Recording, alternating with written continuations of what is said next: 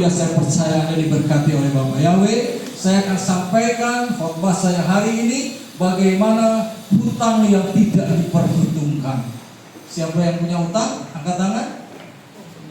Oh, punya hutang. Anak muda udah punya hutang. Haleluya. Saya percaya nanti pulang dari sini hutangnya sudah lunas. Amin. Tadi juga masih punya hutang ke PLN. Masih berapa lagi? Sampai Bu baru bayar 120. Oh iya, udah pulang dari sini selesai. Haleluya. Bagaimana caranya? Saya percaya Bapak Yahweh akan sediakan segala sesuatunya. Puji Bapak Yahweh. Haleluya. Selamat datang yang pertama hadir pada hari siang ini. Ada? Oh ada ya?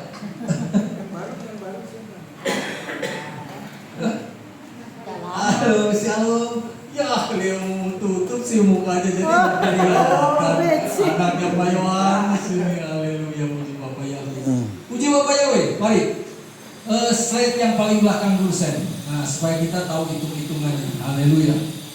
Nah, terus. Terus ada lagi? Terus nggak ada ya? Ada nggak? Cetak nggak? Nah ya itu coba. Haleluya. Nah ini supaya lebih tahu dulu ya. Haleluya. Puji Bapak Yahweh. Talenta. Nah supaya tahu apa itu talenta, apa itu dinar. Talenta dan dinar adalah satuan ukuran yang digunakan pada zaman kuno. Berikut beberapa informasi tentang talenta dan dinar supaya tahu dulu.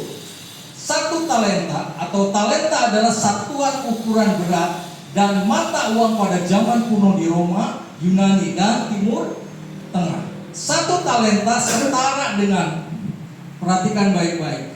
Nanti saya akan nanya, yang bisa jawab saya kasih hadiah. Haleluya. Satu talenta setara dengan berapa? 3.000. Ya, ini paling nih, selalu ingat. Masalahnya nanti kalau dapat rotinya nambah bonus. 3.000 sikal atau sekitar berapa satu talenta? 34 kilogram. Perhatikan, gede enggak? Atau 6.000 dinar. Perhatikan baik-baik. Dinar adalah satuan mata uang pada zaman kuno. Satu dinar itu setara dengan berapa? Upah pekerja harian dalam satu hari. Waduh. Perhatikan, 1 dinar Pak. Upah kerja 1 hari 1 dinar. Bayangin ya. 1 talenta berapa dinar? 6.000 dinar. Nah berarti Anda kerja 6.000 dinar itu cuma dapat 1 talenta. Perhatikan baik-baik ya. Atau waduh, ini ibu-ibu nih. Berapa? Halo. 4,25 gram. 1 gram berapa Ibu? Sekarang 2 juta. Haleluya. 1 juta. Sekarang 2 juta 1 gram Bu.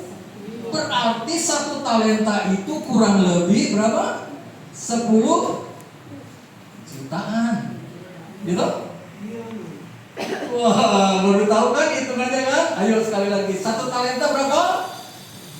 3.000 sikal, sekitar 34 kilogram, sama dengan 6.000 dinar. 1 dinar upah kerja sehari. Jadi kalau Ko Andi kerja 1 hari, upahnya tadi upah tukang berapa?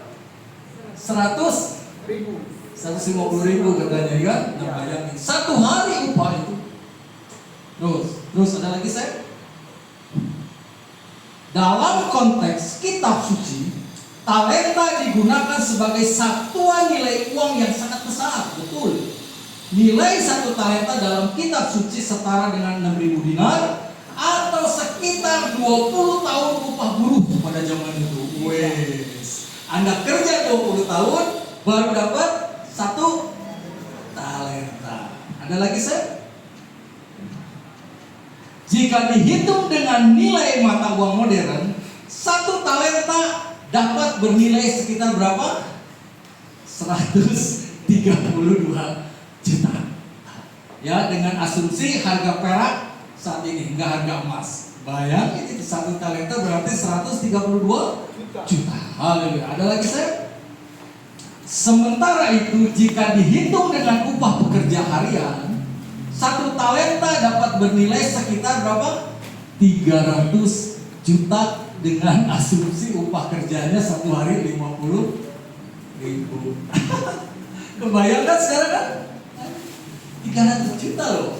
Namun perlu diingat bahwa nilai talenta dan dinar dapat berbeda-beda tergantung pada konteks dan perhitungan yang digunakan. Udah ngerti ya? Jadi 1 talenta itu udah hafal? Belum kan? Ya kurang lebih gitu. Udah bisa kebayang kan? Jadi 1 talenta saja nilainya sangatlah besar. Yuk kita. Ada lagi? Udah, kita ke depan. Kita mulaikan ke depan. Haleluya. Hutang yang tidak diperhitungkan. Dalam hidup rohani ada istilah hutang. Bukan hutang dalam bentuk uang, tetapi dalam bentuk dosa atau kesalahan dan kegagalan. Pernah kita kerjakan itu atau kita pernah rasakan itu? Pernah kan? Saya juga masih berdosa. Berarti saya juga masih punya hutang sama Yesua HaMashiach. Haleluya. 2 perikop yang memberi pelajaran. Yohanes 12 ayat 3578. Maria mencurahkan minyak nard atau narwastu yang murni dan mahal sebagai ungkapan kasih. Tahu kan soal cerita Maria ini? Tetapi dikritik oleh Yudas yang hanya menghitung dengan logika uang. Perhatikan baik-baik. Perhitungan kita nggak akan bisa nyampe kalau kita bisa memberikan sesuatu buat Bapak Yahweh. Benar nggak? Saya juga masih kurang, Pak. Tapi kenapa ada sesuatu luapan yang luar biasa yang membuat saya harus memberi buat kehilangan atau memberi untuk Bapak Yahweh? Pernah nggak rasakan gitu? Saya punya mertua itu luar biasa, mamanya istri saya itu. Kalau dikasih duit sama anak-anaknya tiap bulan, itu baru sehari 2 hari udah habis. Ditanya, "Mah, kok duitnya kemana?" Kan anak-anak ngasih, Mah. 9 anak semua ngasih. Anda bayangin, 2 hari habis. Waktu ditanya, "Mama gak bisa. Kalau Mama datang ke gereja, lihat gembalanya, Mama pengen kasih. Lihat ada orang susah di gereja, dikasih. Semua dikasihnya gimana? Duit segunung juga pasti akan habis." Nah, itulah satu ciri khas daripada orang-orang yang sudah merasa bahwa hutangnya sudah dilunasi oleh Bapak Yahweh. Dia tahu bahwa hutang secara uang itu gak ada artinya dibandingkan pengorbanan Yesua HaMashiach di atas kayu salib Golgota. Amin. Karena hidup itu lebih berarti daripada cuma sekedar uang. Memang saya katakan, kita gak bisa lepas dari uang. Semua juga perlu uang.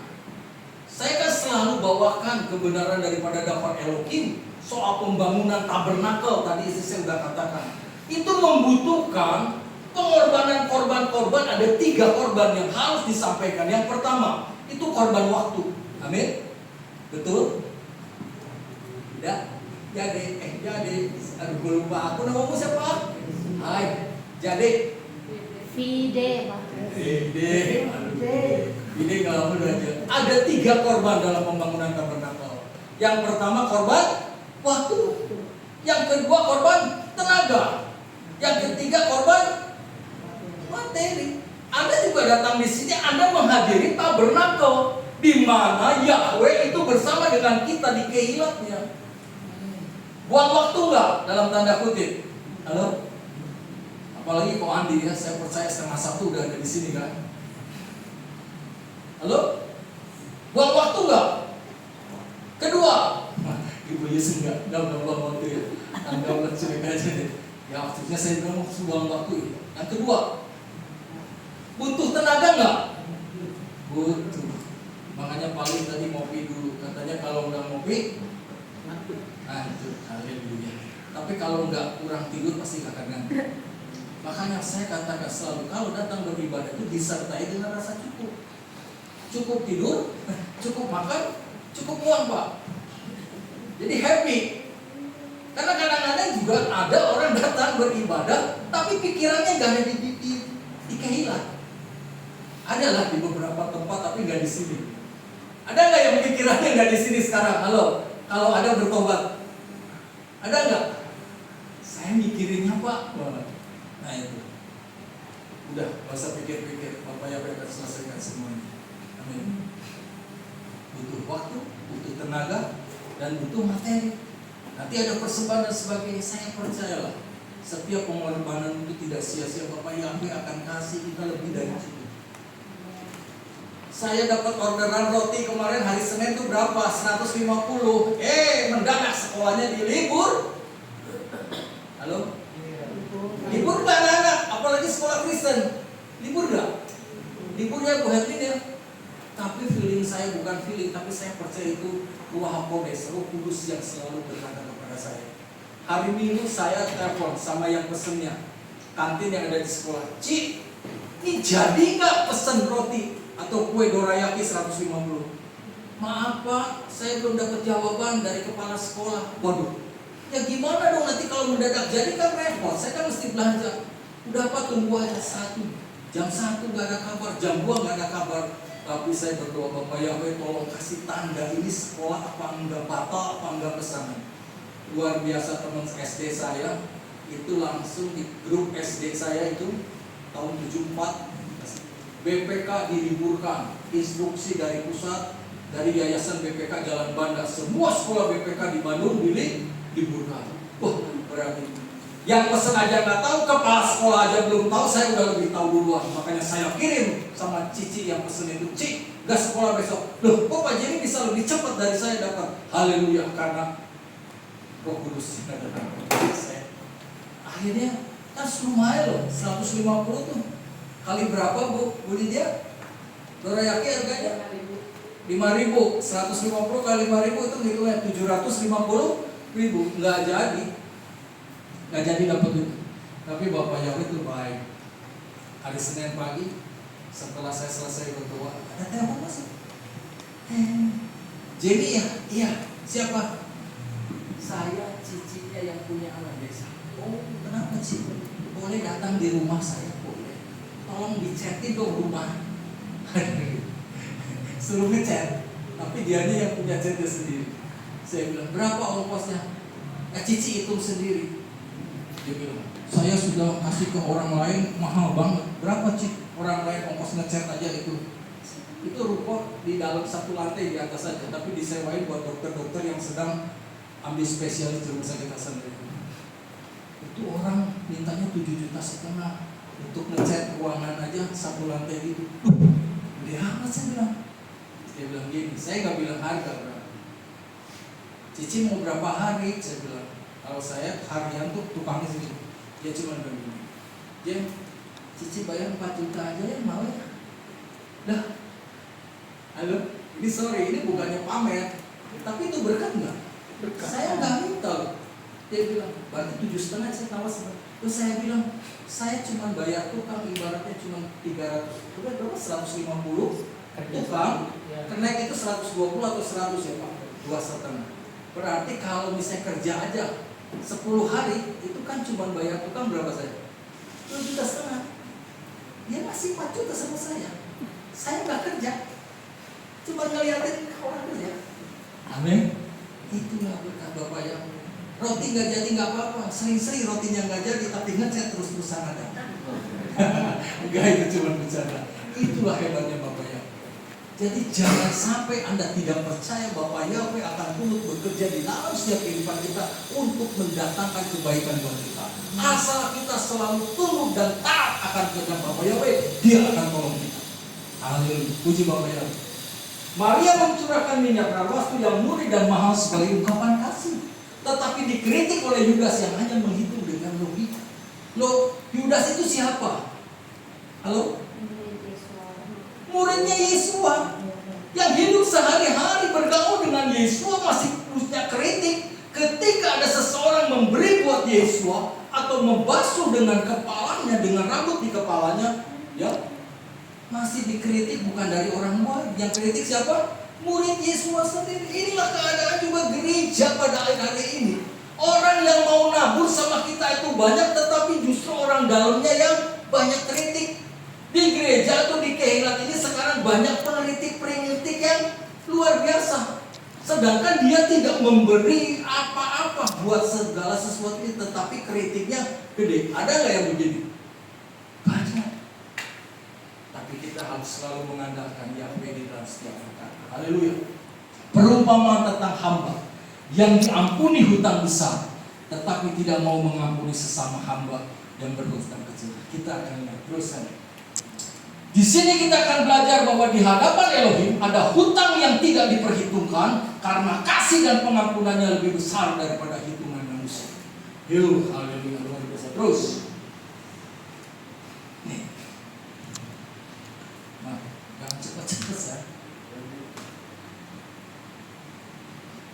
Ya, nih, kasih itu adalah tidak menghitung untung rugi.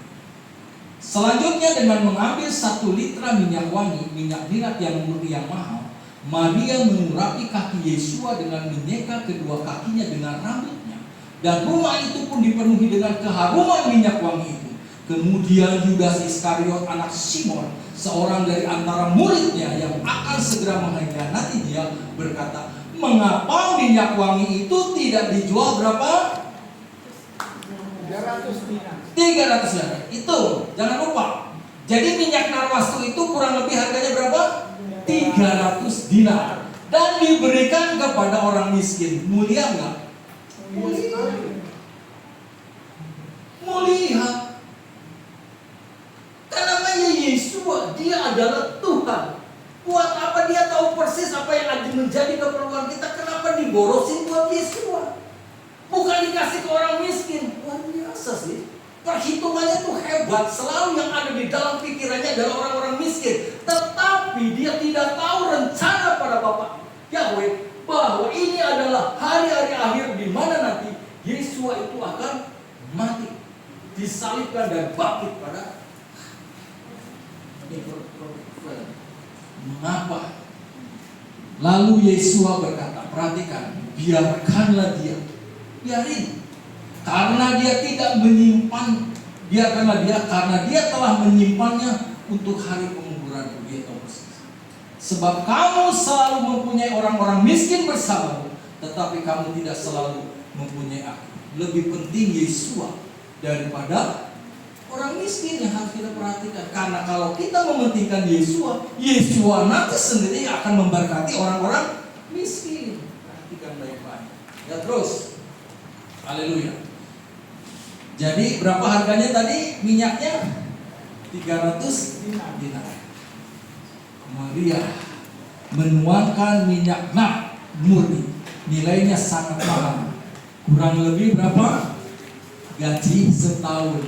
Cuman dikasih buat masuk. Oh, ini kok banyak kiriman.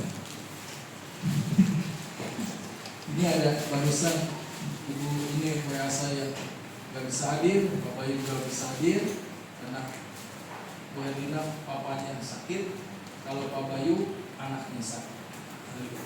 Maria menuangkan minyak narwastu ini nilainya sangat mahal, sekitar gaji 1 tahun itu dikasih. Ini tindakan kasih yang total, bukan kalkulasi ekonomi. Yudas memandang dengan kacamata keuntungan. Ia berkata seharusnya dijual untuk menolong orang miskin, padahal dia adalah seorang pencuri. Dia itu bendahara gereja. Yudas itu, dia suka makan uang kas gereja. Jadi begitu, karena dalam pikirnya selalu kalkulasi ekonomi. Ya, betul. Nah ini kadang-kadang juga kita begitu. Makanya sekarang maaf kata, di dalam satu YouTube saya ada melihat begini, gereja atau tempat hiburan. Jadi gereja itu udah disamakan dengan tempat hiburan. Itu ada kayak gitu. Jadi wah sangat-sangat riskan. Sekarang itu kan gereja itu udah jadi komersil. Tempatnya harus ber-AC, musiknya harus bagus, dan enak lah. Orang datang itu ke sana daripada main ke tempat lain. Kan di gereja juga sama, adem, dengar musik, enak musiknya dan sebagainya. Itu nggak salah, nggak salah. Tapi kalau kita terfokus dengan hal demikian, kita akan kecewa. Pengenalan kita akan Yesua Masih kita tidak akan pernah tahu. Ya, haleluya. Terus, Yesua menegaskan bahwa kasih sejati tidak diukur dengan angka, tetapi dengan hati. Kadang kita sulit memberi karena kita selalu menghitung. Wah ini, saya juga nggak ngerti kenapa saya harus sampaikan ini. Saya nggak pernah berpikir untuk melakukan hal ini. Maaf ya saudara-saudara. Tapi inilah firman.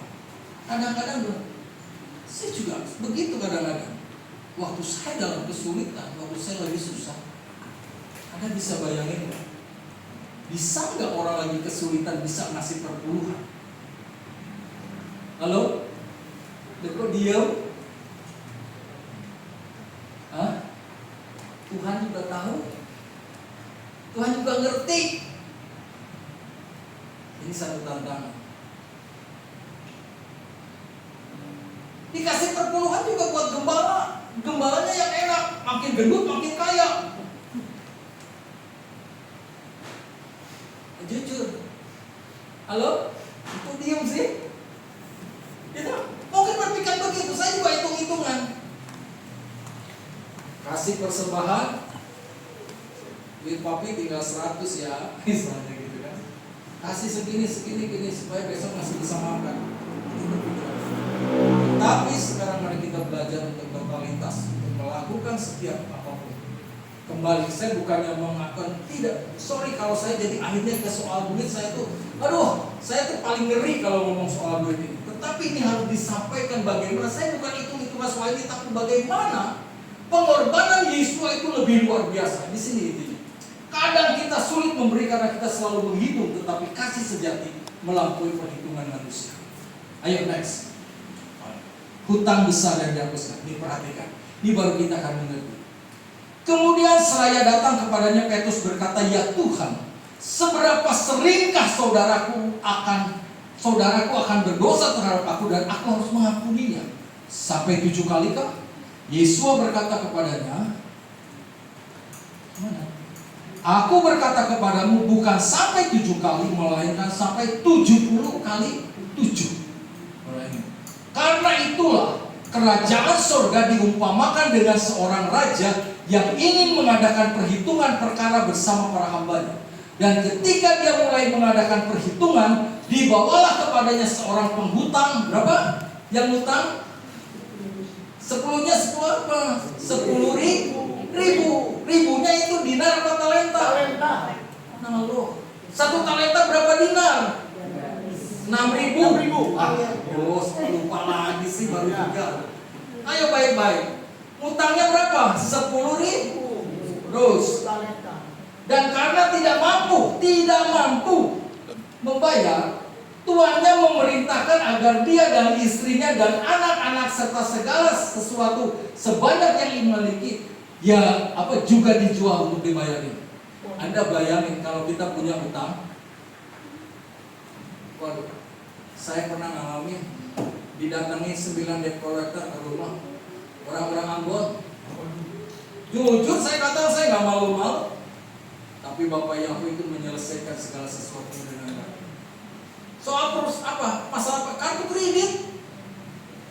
Tanya sama saya, kartu kredit saya banyak. Waktu saya mau bertobat, punya kartu kredit kurang lebih hampir 20 biji.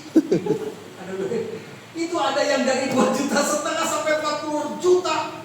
Itunya limitnya. Waduh, makanya sekarang setelah utang saya lunas, terakhir Bank Mega saya disuruh bayar 10 juta. Hari ini juga Pak, kalau enggak Bapak utang 45 juta. Haleluya. Saya katakan, Bapak Yahweh tolong saya. Puji Bapak Yahweh, saya bisa bayar 10 juta.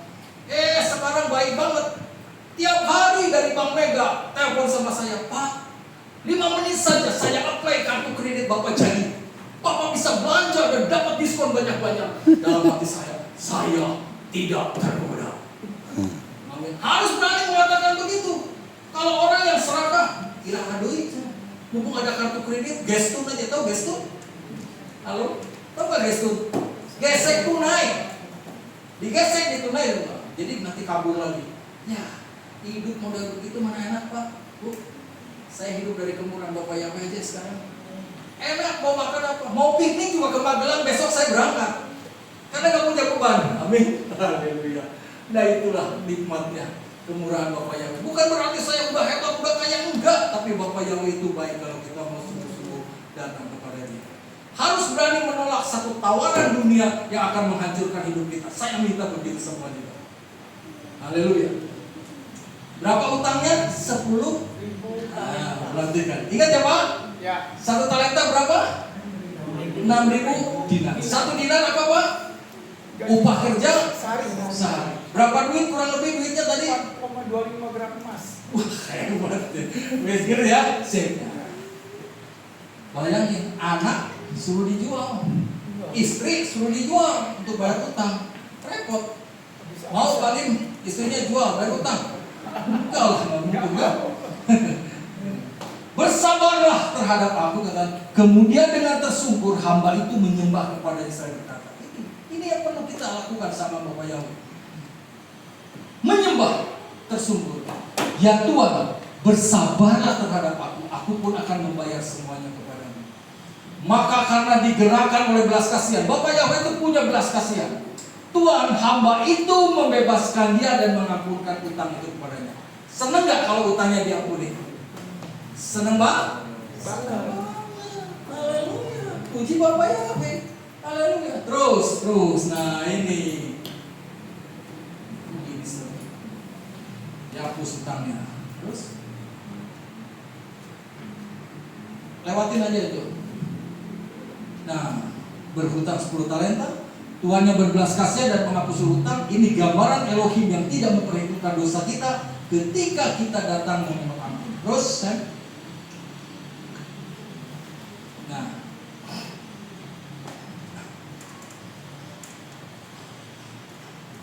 namun perhatikan baik, ketika keluar setelah diampuni ya, utangnya berapa tadi? 10.000 talenta. Hamba itu menemui seorang dari para sesama hamba yang berhutang kepadanya 100 dinar. Ternyata yang diampuni, yang punya utang 10.000 itu dia juga ngutangin sama orang. Oh. Utangnya berapa? 100 dinar. Cuma 100 dinar Pak. Dan seraya menangkap, waduh, ia mencekiknya sambil berkata, bayar utang kepadaku apa yang kau pinjam. Wah. Aman. Lalu sambil tersungkur di kakinya sesama hamba itu memohon kepadanya dengan berkata, bersabarlah terhadap aku pun akan membayar semua kepadamu. Namun dia tidak mau. Sebaiknya dia pergi mencobloskannya ke dalam penjara sampai dia dapat membayar kembali apa yang dipinjamnya. Sadis orang ini. Diampuni utangnya berapa? 10.000 talenta. Ada orang ada yang utang sama dia cuma berapa? 100 dinar. Aduh, ini kita bicara soal kasih Bapak Ibu sekarang. Kita diampuni loh. Dosa kita yang banyak sudah diampuni. Lantas ada orang yang punya salah sama kita cuma salah sedikit. Masa kita gak bisa ngampunin? Halo saudara-saudara semua. Saya minta berikan pengampunan hari-hari ini supaya Anda diberkati oleh Bapak Yahweh. Saya bebas. Saya sudah tidak punya ulang-ulang. Saya sudah saling mengampuni satu dengan yang lain.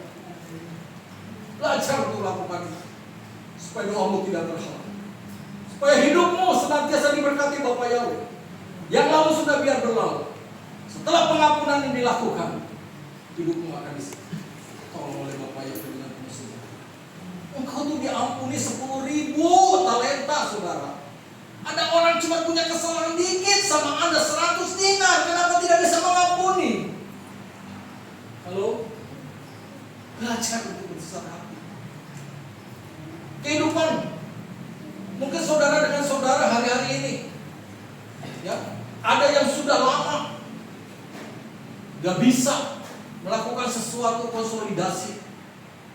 Mari hari-hari ini kita selesaikan dengan baik.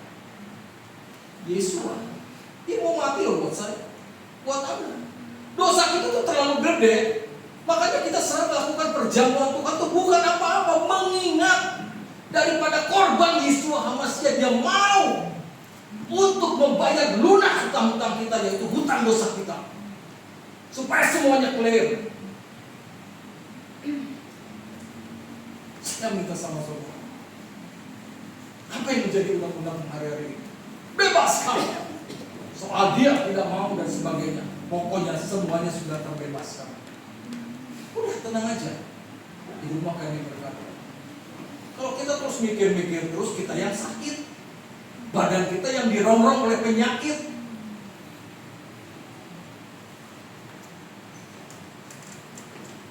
Berikanlah sesuatu yang terbaik. Bukan hak kita untuk menghakimi. Bukan hak kita untuk menjebloskan seorang masuk penjara. Kalau saya punya utang 10.000 kepada seseorang, lantas ada yang utang 100 dinar sama saya bilang apa? Udah, gak usah pusing. Udah gak usah pikir. Karena saya itu juga punya utang banyak lebih dari kamu, juga udah diselesaikan. Kan begitu, tenang. Saya katakan orang yang 100 dinar sama kita akan berterima kasih gak sama saya? Pasti akan berterima kasih. Utang kita terlalu gede, Pak, Ibu. Mungkin yang dikorbankan. Ingat, perhatikan, utang kita berapa? 10.000 talenta. Anda memberikan buat Yesus 300 dinar. Seharga minyak narwastu yang diberikan oleh Maria. Masih gede nggak utang kita? Tidak akan pernah bisa mencukupi korban kita buat mengumpul pengampunan daripada Yesus masih. Terlalu besar utang kita, saudara-saudara. Yang kita berikan cuma 300 dinar, nggak ada artinya. Karena 1 talenta saja tadi 6.000 dinar. Kalau kita cuma berikan 300 dinar, belum bisa untuk membalas apa pengorbanan daripada Yesus Maha-Mesias. Nggak perlu sombong kita. Nggak perlu merasa diri pahlawan kalau kita bisa mengampuni. Karena memang itu adalah bagian daripada kita untuk saling mengampuni supaya doamu tidak terhalang. Lepaskan hari ini supaya engkau diberkati Bapa yang. Ingat kan? Sekali lagi, utang kita berapa? 10.000. Ada orang utang yang kita 100 dinar, bebasin hari ini. Amin. Kita juga kalau memberikan sama Yesus 300 dinar, aduh, belum 1 talenta aja ya. 1 talenta 6.000 dinar. Jadi kalau ngasih 300 dinar berapa? Cuma 1/20. Belum ada apa-apa. Oke? Jangan sombong. Kita lakukan apa yang harus kita kerjakan. Terus masih ada lagi sih?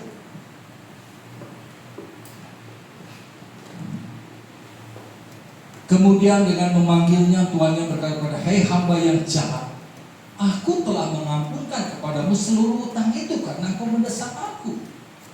Bukankah kau juga seharusnya memberi sesamamu hamba kemurahan dong? Sebagaimana aku juga telah memberi kau kemurahan." Jadi kemurahan yang didapat dari Bapa Yahweh, kita harus berikan juga kemurahan kepada orang di sekitar kita, sesama kita. Bukan kita makan sendiri. Dan dengan marah tuannya itu menyerahkan dia kepada para algojo sampai dia dapat membayar kembali semua apa yang dipinjam pemerintah. Jadi dibatalkan penghapusan yang 10.000 talenta itu. Cuma gara-gara tidak mau membebaskan yang 100 dinar. Nah, ekonomi siapa juga pasti akan setuju dengan cara saya. Lu dihapuskan utang cuma 100 dinar, lu bebas 10.000. Nah, itu baru ekonomi yang paling hebat. Ini hitungannya rupanya salah. Hitungannya Yahweh dengan manusia itu sangat berbeda. Percaya?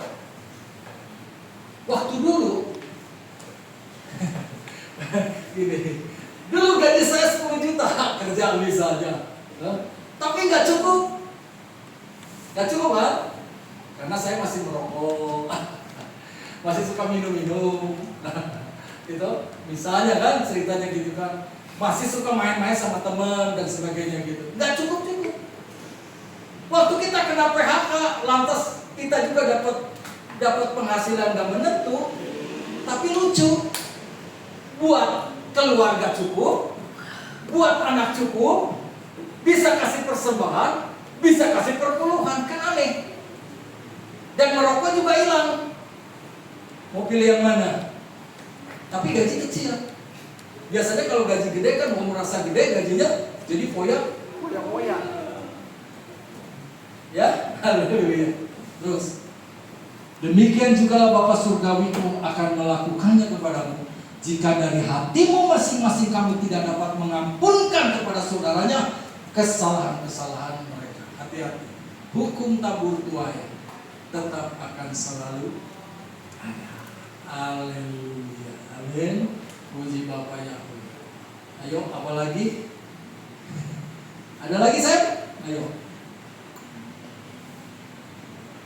Nah, ini kesimpulannya tadi ya. Jadi hamba yang sudah diampuni dari hutang besar malah menuntut kawannya yang hanya hutang 100 dinar, sangat kecil dibanding 10.000 talenta.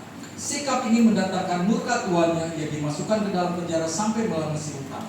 Terus yang ketiga, Yesua menegaskan, Bapa surgawi akan berlaku sama jika kita tidak mengampuni dari hati. Jangan mengingat hutang kecil orang lain padahal hutang besar kita sudah dihapus dalam itu. Intinya lu tahu diri deh. Hutang gede diampuni, hutang kecil lu gak mau mengampuni. Kamu punya dosa besar sama Bapa Yahweh. Orang yang berdosa sedikit sama kamu, kamu tidak bisa mengampuni. Nah sekarang belajar untuk bisa mengampuni. Terus masih ada resep? Kesimpulannya gak panjang-panjang. Haleluya.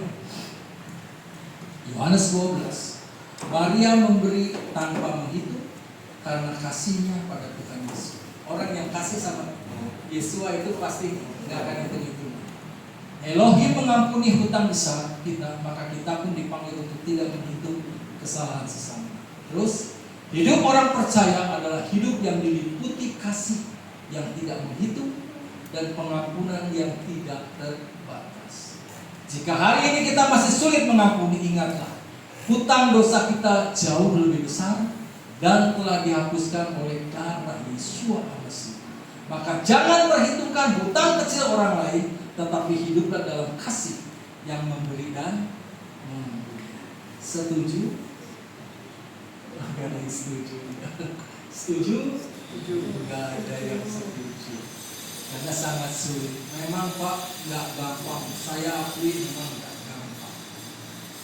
Tapi Yesua sampai dia harus mati hanya untuk menebus segala dosa dan kesalahan kita. Itulah pengorbanan yang paling luar biasa. Dan hari ini kita mengingatnya sebagai ingatan kita Bapa Yahweh itu, Yesua Al-Masih itu sangat mengasihi saya dan saudara.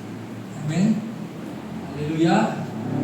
Sukses besar buat kita semua. Diberkati engkau di dalam kelimpahan Bapa Yahweh. Masih ada? Masih ada?